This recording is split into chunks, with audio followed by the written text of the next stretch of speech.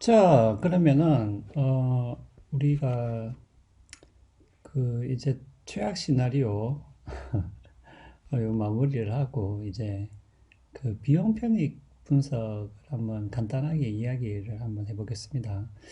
자, 비용 편익 분석은 뭐, 이제 복잡한 건 없어요. 복잡한 건 없어서, 중요한 개념을 하나 이제 소개를 드리고, 조금만 더 추가 설명을 하면은, 될 것 같고요.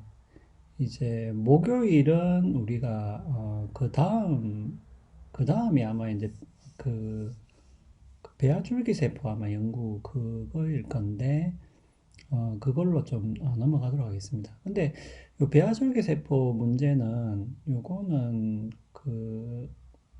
아주 뭐예요? 그 교재 내용이 쟁점별로 잘 정리가 돼 있어 가지고 아마 요 기후변화 문제보다는 조금 더 여러분들이 소화하기에 크게 어려울 것 같지는 않습니다.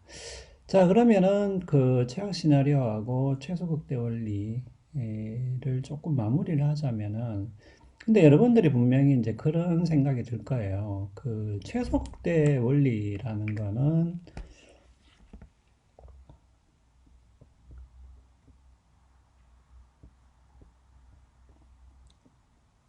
뭐 그냥 시나리오라고 합시다. 뭐 굳이 헷갈리게 할 필요 없이. 음,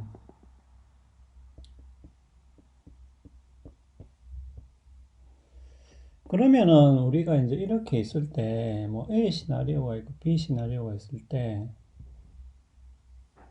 그 A 시나리오를 했을 때 드는 비용이 뭐 한 50이고, 이것이 만약에 마이너스 60이라면은, 우리가 최소극대 원리를 적용을 하게 되면은, 우리가 둘 중에서 당연히 이제 드는 비용이 적게 드는, 예, 비용이 적게 드는 요거를 선택을 하게 되겠죠.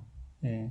그 말은 뭐냐면은 최소 극대 원리는 기본적으로는 뭡니까? 어떤 손실과 우리가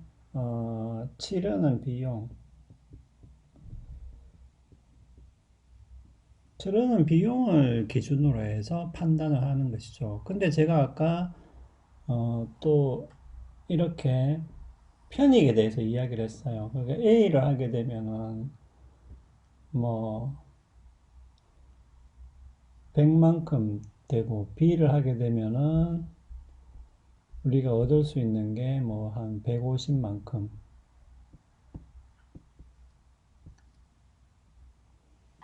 이렇게 있다고 한번 가정을 해보자라고 제가 이야기를 했죠. 자, 그렇게 되면은 이거는 결국은 우리가 얻을 수 있는 거하고 우리가 잃을 수 있는 것을 이렇게 합쳐서 결국은 합계를 내서 서로 비교를 하는 게 돼버리기 때문에 그러면은 결국은 이 손실을 중심으로 어, 판단을 하게 되는 손실을 중심으로 판단을 하게 되는 최소 국대 원리와는 맞지 않는 게 아닌가라는 아마 의문이 여러분들 들 겁니다. 그러니까 결국은 이제 이런 것이죠. 그러니까 최소 국대 원리는 기본적으로 이렇게 손실이나 우리가 치르는 비용을 중심으로 해서 판단을 하는 게 맞습니다. 맞는데 이제 이 최소 국대 원리를 그러니까 비판하는 사람의 이 주장이 이제 이런 거죠. 예, 그러니까 결국은 우리가 뭐 아무리 우리가 최악 시나리오를 배제하는 그 원리를 적용을 할 때 우리가 아까 조건을 세 가지 이야기했잖아요. 그 확률을 확실하게 알 수 없을 때 하고 했는데 과연 우리가 이제 그런 식으로 어 그러니까 우리가 뭐 손실만 예측할 수 있고 우리가 얻을 수 있는 이런 이익은 과연 예측을 할 수 없느냐.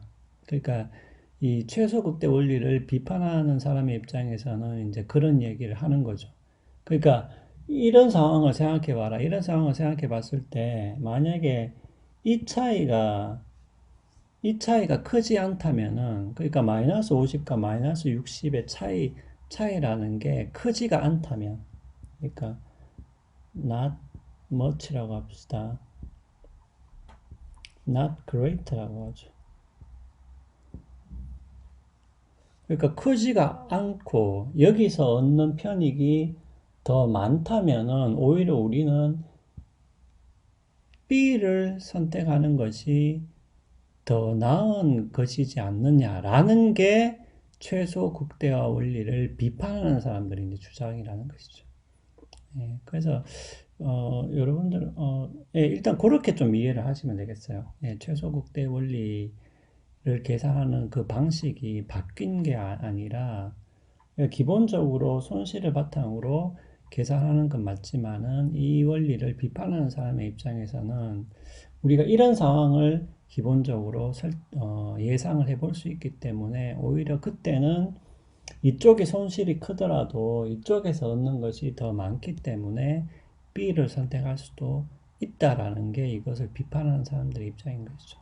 근데 아까도 이야기했다시피 이제 요 차이가 마이너스 50과 마이너스 60의 차이라는 것이 과연 크냐 작냐라는 것은 결국은 상황에 따라서 그리고 우리가 비교하고자 하는 그 지표에 따라서 이제 달라진다고 제가 이야기를 드렸습니다. 네, 그래서 요것을 확진자로 비교를 할 것이냐, 사망자로 비교를 할 것이냐라고 했을 때는 또 바뀔 수가 있는 것이죠. 네, 그러니까 우리가 이제 아까도 제가 지적을 했듯이 사망자라고 한다면은 과연 50명이 사망하는 것과 60명이 사망하는 것, 이 차이가 과연 작다고 할 수 있겠느냐.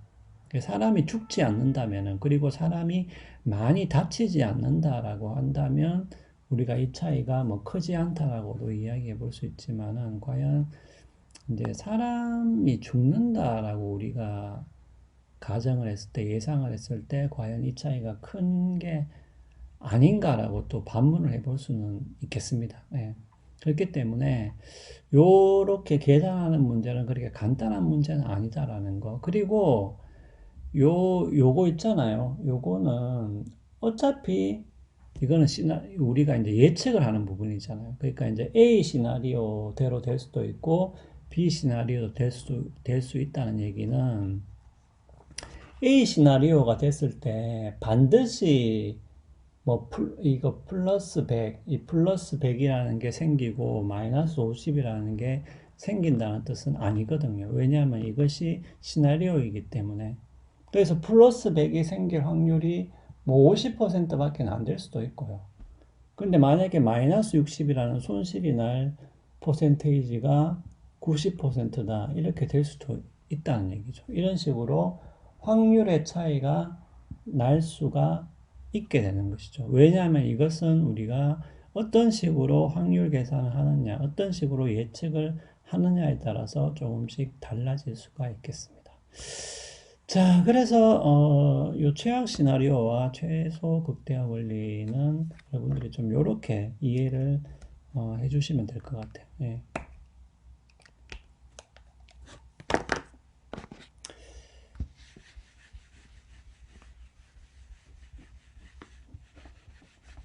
그래서 뭐 이것은 여러분들이 어떻게 보면은 꼭 그렇게 뭐 복잡한 얘기는 아니죠. 우리가 일상생활에서도 적용을 해볼 수 있는 문제죠. 예.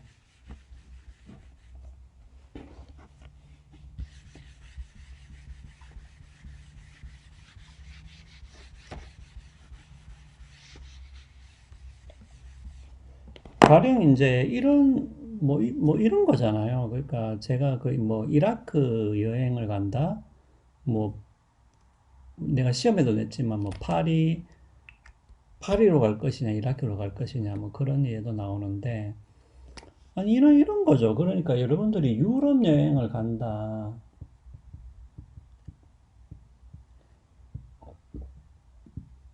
중동 여행을 간다. 아니, 중동이라고 하지 말고 아예 그냥 이란이라고 합시다.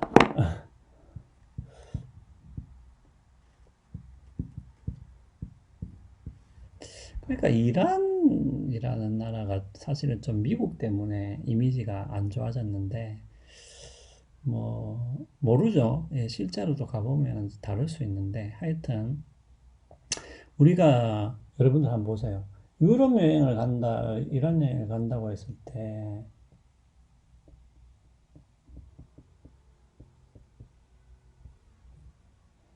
여러분들이 최악의 시나리오를 생각을 한다고 했을 때, 자, 이 최악의 시나리오를, 대비해야 되겠다.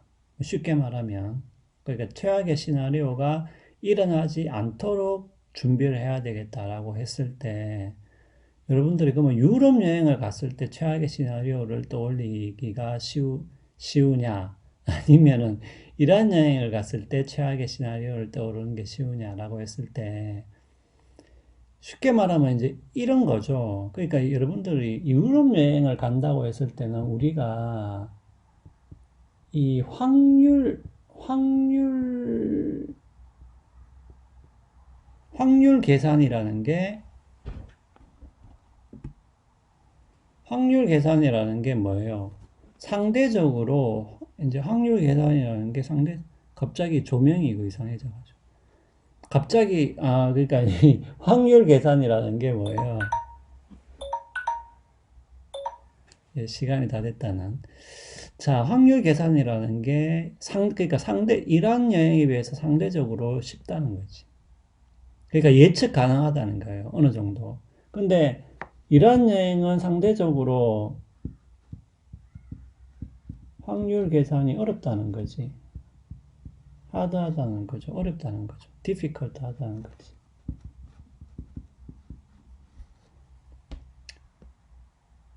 자, 그렇게 됐을 때는 뭐예요? 여러분들이 최악의 시나리오를 배제하는 부분에서는 이란 여행에 더 적용하고 싶은 생각이 더 많이 들겠죠. 왜냐하면은 이란 여행에서는 어떻게 될 것이다라는 확률을 우리가 예상하기가 힘들기 때문에 그러면은 이럴 때는 최악의 시나리오, 이란 여행을 했을 때 최악의 시나리오가 뭔가라는 것을 더 많이 생각하고 싶잖아요. 그냥 쉽게 말해서. 예, 그런 겁니다. 예, 유럽 여행에 비해서는요. 어차피 이거는 상대적인 거기 때문에. 예, 예. 그러니까 최악의 시나리오라는 게 이제 이런 성격이 있다는 거죠. 기본적으로 우리가 예측하기가 어려우면 어려울수록 최악의 시나리오에 대비하고자 하는 부분이 더 커지겠죠. 예, 여러분들이 뭐 요렇게 조금 생각하시면은 아마 최악 시나리오 배제라는 개념을 그렇게 뭐 어렵지 않게 이해를 할 수 있을 것 같습니다. 자, 그러면 비용 편익 분석 바로 이어서 한번 해보도록 하죠.